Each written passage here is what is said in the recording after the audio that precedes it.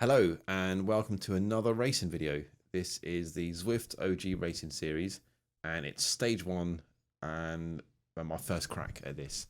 And this is the hilly route of Watopia, which is about a 9 kilometer route with 100 meters or so of climbing, and you do 2 laps of it. So 18 kilometers, 18 and a bit kilometers of length and 200 meters or so of climbing. And the majority of the climbing takes place on the Zwift KOM, which comes pretty early in the course.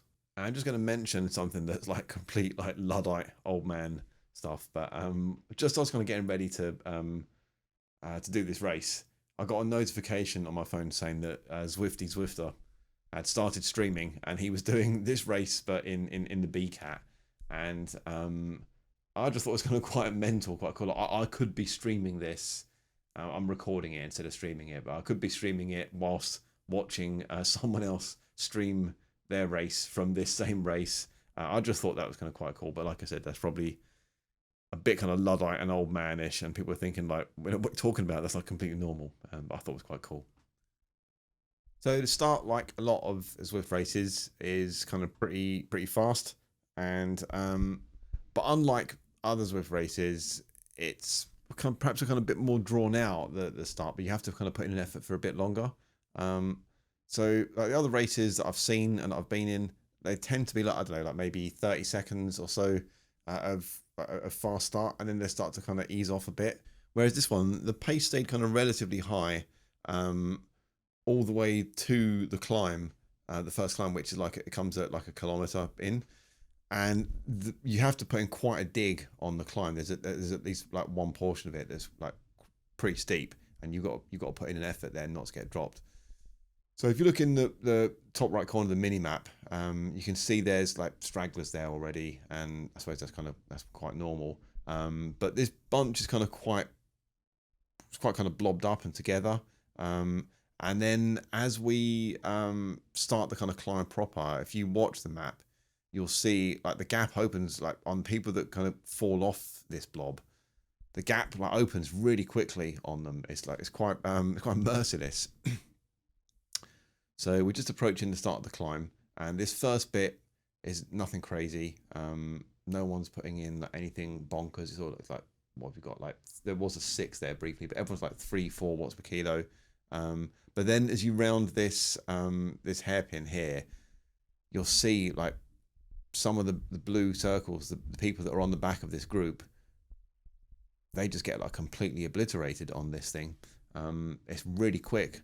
So there's like quite high numbers at 6s and 7s and 5s from people. But you can see those people at the back that were on this blob, they're just getting like completely spit out. So yeah, just be prepared that you need to put in a bit of an effort on this climb. Definitely on that bit. And I was kind of feeling pretty good at this point. I quite like climbing. I think I'm singing away there, so I'm having a good old time. But you do begin to feel like heart rate's kind of fairly high, and it's just like, it's quite relentless. It's like 3.5 minutes or so, 3 minutes, 3 to 3.5 minutes of like you're kind of putting in quite a dig on this stuff. So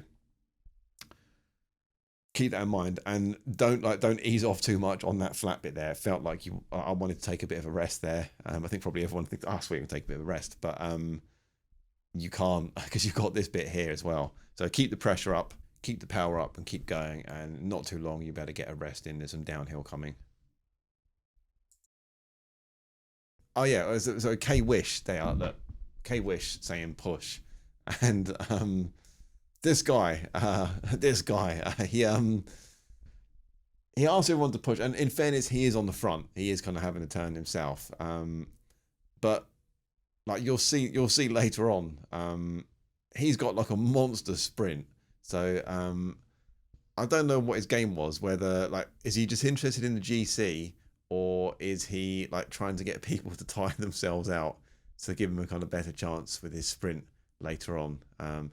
I can't be too kind of critical of that, because in the last race I did, I tried to push the race with the intention of getting people to like burn matches, and they're gonna blob, telling people to blob up.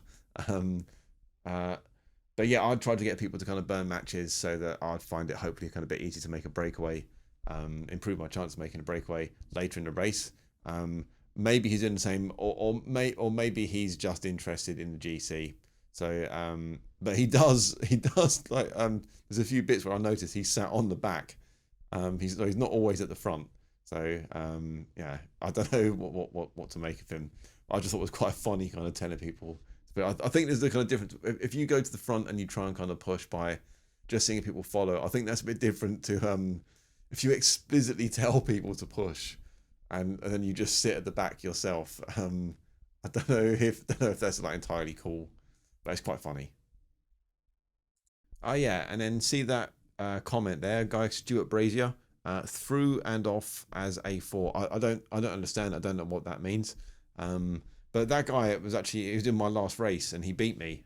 He did like a really good sprint at the end, like monster sprint, and took me at the line like I think like about maybe as much as like half a second.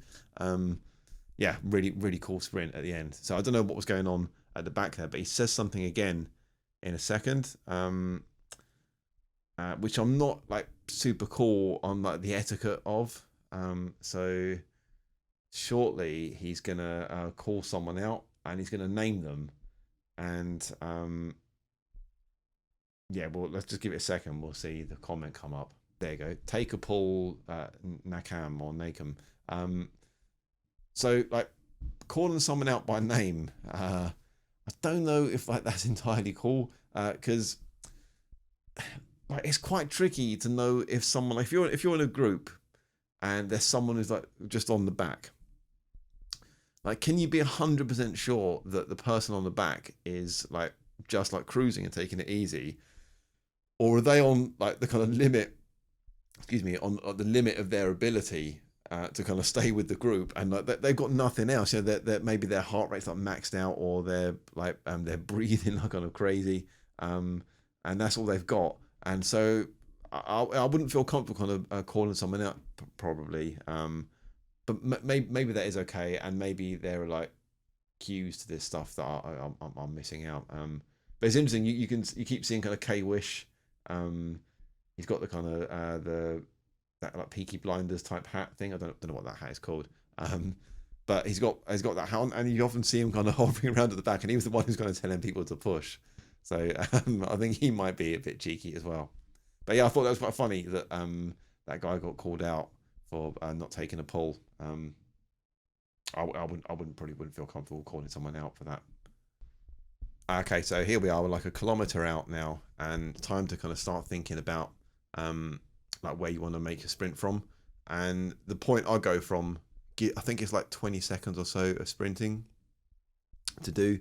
So just kind of time that, according to what you think is kind of best for you.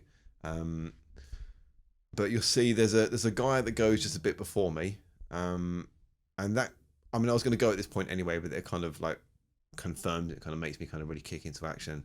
So in just a second you'll see the guy on the blue Tron. There he kind of makes a move, so I'll go, okay, I'm going to go. So hit the power up and put a dig in here, and like feeling kind of pretty good for this, and I managed to get past him, and it looks like he's kind of done. But then you see K Wish is like opening up, and K Wish like 12, 13, 14.7 watts per kilo. He's got a crazy powerful sprint, and he comes kind of roaring past me here. And I'm like, oh fuck, I gotta see he's definitely got it.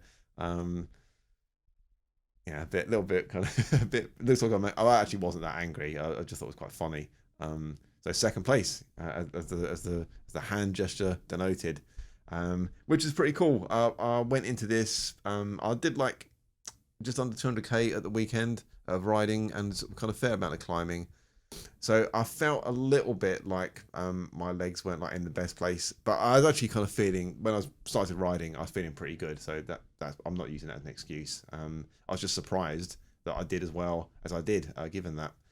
So yeah, good race. It's really good fun, that course. I think that Zwift KOM really adds something to it. But the race actually felt pretty tough as well, and I liked that. I thought that was really cool. Pretty good, like 1 minute power. not too shabby. Heart rate kind of pretty good. There's a lot of chance of recovery in this race, which I thought was kind of quite cool, quite nice.